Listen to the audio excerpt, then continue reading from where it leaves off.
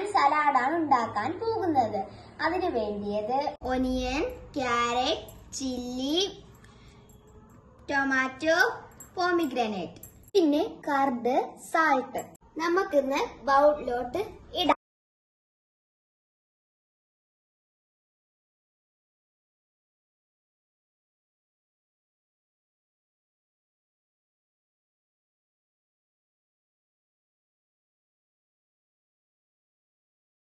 നല്ലോണം ഇളക്കി കൊടുക്കാം. ഉപ്പിട്ട് കൊടുക്കാം. ഒഴിച്ചു കൊടുക്കാം.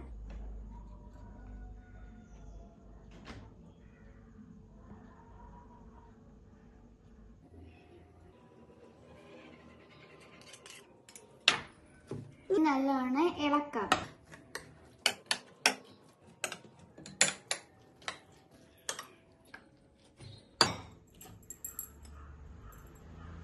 ഉപ്പ് ശകലം കൂടി.